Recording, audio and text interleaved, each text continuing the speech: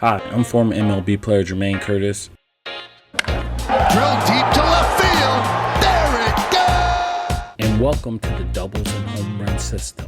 Welcome back. So in the last video, I shared with you the hang drill. And if you watch the video, you'll notice Rob struggles with the loading part. He told me that he didn't know what to do when it came to loading. And this is really common. One of the top questions I get asked. So in this video, the goal is to help Rob create a repeatable load that allows him to get in a good place so he can consistently hammer the baseball. Why is this important? For one, it helps you with increasing bat speed. This will in turn increase batted ball exit speeds. 2, repeatability. If you're struggling with consistency and power, a good simple load can help.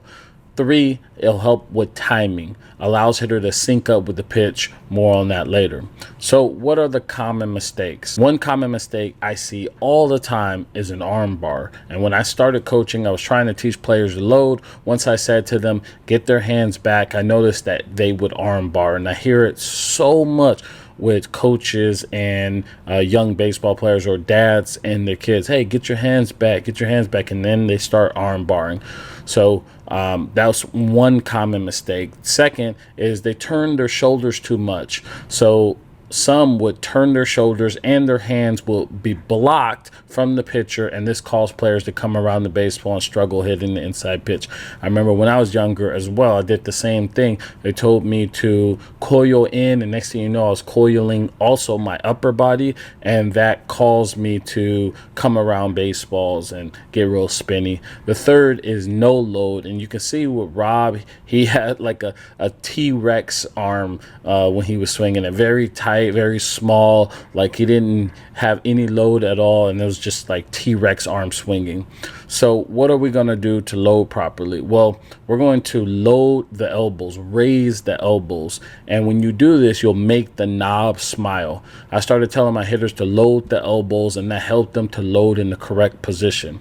This takes the focus away from the hands, which causes players to arm bar, but more importantly, makes the knob smile and puts hitters in a very powerful hitting position. The bat will be at 45 degrees, the front shoulder will be pointed slightly downward, the front arm will be in a box position, the back arm will be in a punching position with the scap activated. You'll just be in a very powerful position. So how do we load properly? With Rob, I actually used one-handed drills to help him with the load. Here's what we did. Step 1, set up and place ball on tee at front foot after stride. Step 2, use a one-handed bat and position bat slightly upwards pointing to the sky. In this case, we are using a Camwood one-handed bat. Link is below for a discount. I like the bat tilted upwards because I believe it's easier to control.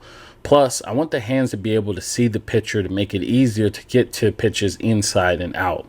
Too many young players start with their bat laying down flat and then struggle to get into a good position. Step 3, work both top hand and bottom hand. Remember to load elbows and make the knob smile. This takes the focus away from the hands, which causes players to arm bar. Step 4, hammer line drives up the middle. In a few videos, I will actually talk about the bat path. Until then, just square baseballs up to the back of the net. Now, here's a case study.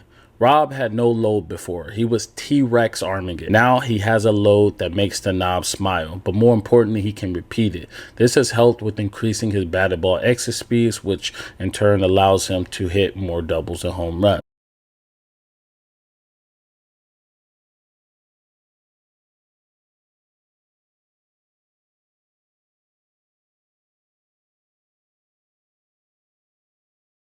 Now here's a quick recap.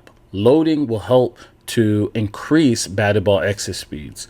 And what you want to do is avoid arm bars, shoulder turns, and no load. What we want to do is load the elbows to make the knob smile and put the hitter in a powerful position. All right, once we got that separation and synchronization of the lower half and the upper body down, the next step is the load. Loads can be tricky for many players though, so here's what I like to do. Using the one-handed bat, do top hand and bottom hand swings off the tee. Focus on hitting the ball straight up the middle. I usually go for about 12 to 15 reps on each side. Aim for 3 sets or 4 or 5 sets for an ideal start of practice. Remember, it's all about getting those elbows loaded up, lifting them up. This takes the focus off the hands and eliminates arm bar and a lot of issues. And if you need some extra drill work specifically on the load, check out the one below. This drill has been a game changer for one of my hitters, helping him to land the spot in college. It's great for nailing down the load, especially if a hitter is really struggling with it.